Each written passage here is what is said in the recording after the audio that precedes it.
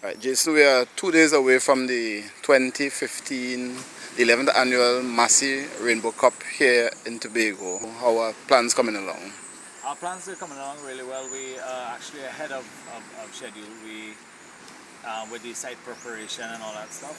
We wanted the site to be prepared by Thursday, so once the athletes start arriving from, wherever the international countries that they're coming from, that they'll come to a site that is pretty much set up and they can get a good idea of how the race is going to go on from there. The defending champion who is not able to come to the event this year, his name is Gaetan Fito, representing France.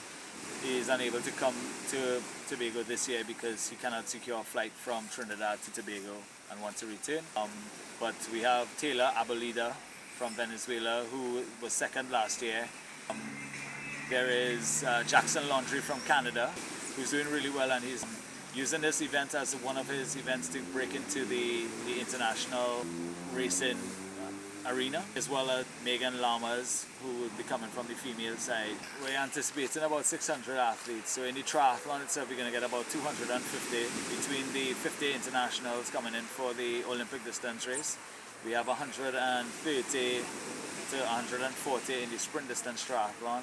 We have 30 relay teams of 3 persons, so that's another 90 people in the race. In 4 years that we've been hosting a swim, we still can't cross 70 people for the swim. So this is going to be last year for that open water swim. We have about maybe about 50 kids in the kids triathlon, and then 25 people in the try. And the try is a shorter, half of the sprint distance triathlon, and this is open for anybody that wants to get involved in the sport of triathlon. It's a shorter distance, but a lot easier to achieve, and it might be your stepping stone into getting into the sprint and the Olympic distance triathlon. Right now what we're doing is we just getting all the athletes, some of the international athletes, just collecting them.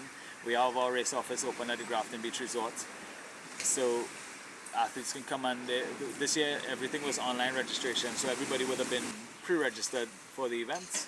So they come to the Grafton Beach Resort, which is our official race hotel, and they can collect their race package. And you get a nice t-shirt. You collect your race package from now until Friday. Then Friday for the triathlon, the sprint distance triathlon, the Olympic distance triathlon, we have a technical briefing, a race briefing, which is going to be held on location at Turtle Beach race site. So we're going to be here from 6 o'clock to 7:30. That's in the evening. So it's going to be on lights. It'll be a PowerPoint presentation, and this is for the Olympic distance triathlon, the sprint distance triathlon, just to go over their race rules. On Saturday morning, the 13th, we start at 7 a.m. sharp. Tobago triathlon, we have Machi Chung, so Mark London, we have James London from Rainbow Warriors. Triathlon in Tobago is slowly catching on. Every year we might get 1 or 2. We have a lot more participation in the younger age groups, the kids triathlon. So in years to come we should see some budding athletes coming out of Tobago, and Tobago has a lot of potential. So once they can get some direction and start training for the sport, I think we should see some champions coming out of Tobago.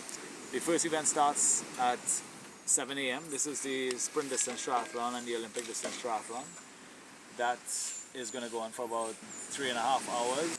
The open water swim, which will start at 10:30. Then we have the kids triathlon and the try triathlon starting at 1 p.m. And then the final race will be the 5K run or walk at 3 p.m. Our major sponsors is Massey, the THA, Grafton Beach Resorts, Catelco. Then we have Blink B Mobile, Agility Sports, Subway, Gatorade, Blue Waters, Command Performance, we have Beacon Insurance, the Trinidad and Tobago Triathlon Federation, Odyssey Time and Company, Baptist Health International. Triathlon is everything for me. May not necessarily be the case for everyone, but possibly if you start off the way I started off as a junior and you get into it and you can see the potential for it, then it could be a part of your life. It is quite addictive, because once you get into that health and fitness, the way of life, you tend to want to continue, because it is you're healthier, you're fitter, you're more active, you could get involved in a lot more things. So it definitely is a life choice. I mean, triathlon, because it involves swimming, cycling, running. It is a very good cross training tool if you even use it as training for other events, because you get the swimming, so you develop your upper body and your core and your lungs.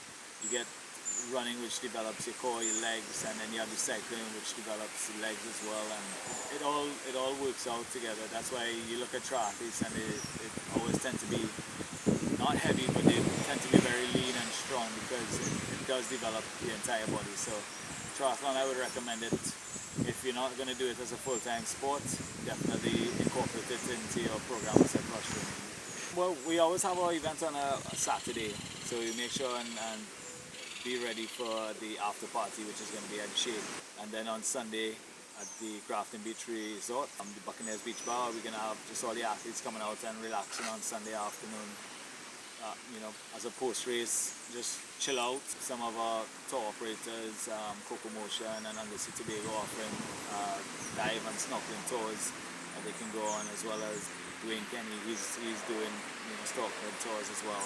So Tobago's a beautiful place, so you come for the race and you could enjoy it, you could come online, you could relax, enjoy paradise. Yeah, we did envision it to be huge. We kind of used the St. Croix Triathlon, St. Croix Half Ironman as a benchmark, and they have 900 athletes coming to St. Croix for their race. I mean, if you look at it from a sport tourism point of view, that's a great accomplishment. So you have 900 more people coming in there, spending their money on hotels and car rentals and food and whatever activities the island has to offer. So we always started off thinking that this is where we wanted to be, to that level, and we're slowly getting to it. I mean, right now we're close to 600 athletes.